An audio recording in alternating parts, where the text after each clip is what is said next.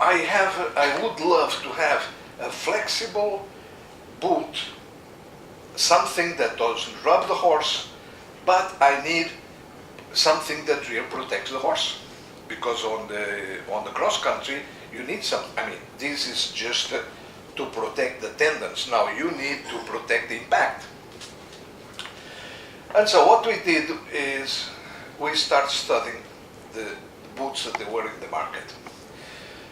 And the first surprise that we had is I thought something that really is a safety piece of equipment.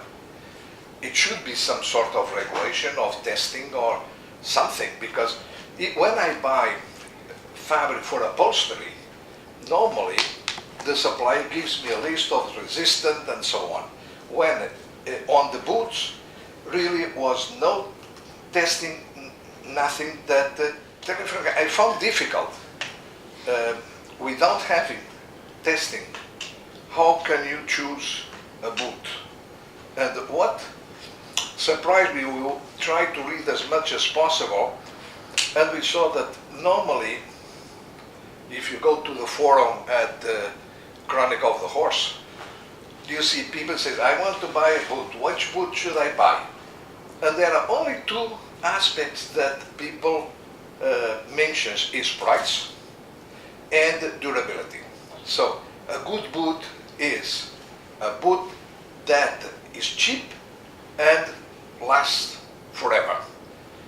And I say, well, for that, better not to buy any boots, because then cheaper than that, you cannot have it, and this is forever. I mean, but on how the protection, and I think that this is a device that the main thing is protection. And one thing that shocks me is sometimes these advertisements. I mean, I read it in paper today, okay? Today the paper says somebody developed a shoe that if you walk 3 miles every day with those shoes, you lose weight. Okay, good. But any shoe, if you walk 3 miles, you lose weight. So you see, some companies makes me mad when they start saying breathable neoprene. Wait a minute. It's neoprene, but it's breathable. But breathable neoprene doesn't exist, because neoprene is something that insulates. That's the function of it. Then you see other products, they say absorbs 90% of the impact. Wait a minute. What tests were made? In what conditions? Because, I mean, if I have anything, if I hit like that, I can absorb 100% of impact. I put my hand here, I cannot even feel it. So I can say my boot absorbs 100% of the impact. Depends on the impact. Now, if I go really strong, maybe only absorbs 10%, I don't know. That's why in England they are fighting to have some type of legislation or tests for, so people when they buy something, they know what they're buying.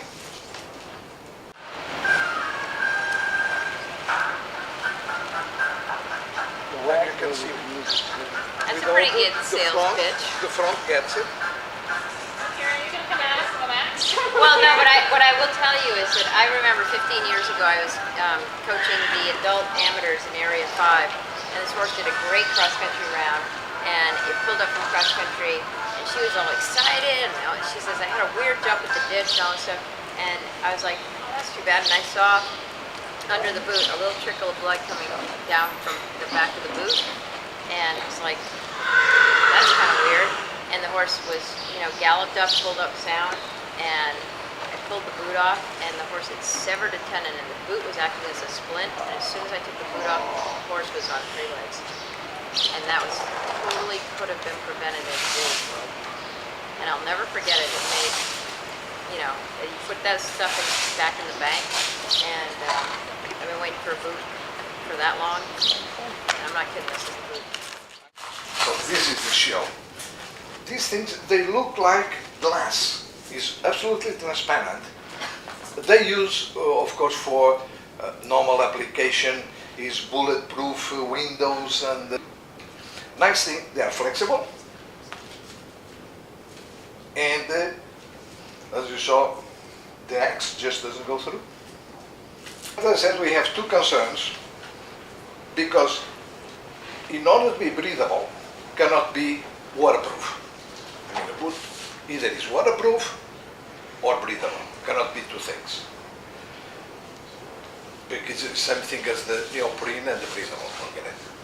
Now, we wanted to be breathable because we had seen the advantage that we had on dressage with the breathable wood.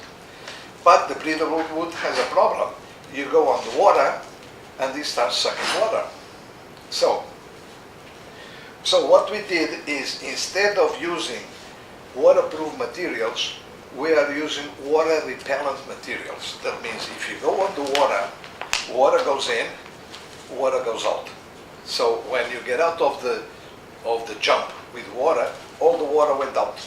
Worried about is sand, because you have some places, even in Florida, they have a lot of sand. So if sometimes the sand get in the boots, and this sand is like sandpaper. So this was the other concern that we had, and we had people tried and running on the sand, and they told me that although there is a little bit sand, it's much less than if you have a neoprene boot or a sheepskin boot. So this was, and the reason is because being memory foam, and as it adapts very well to the leg of the horse, it eliminates the sand coming in. First, next time you buy a boot, when you arrive home, get an axe.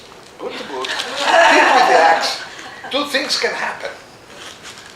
Either the boot will resist and then you are okay, or the boot doesn't resist and then you better throw it in garbage.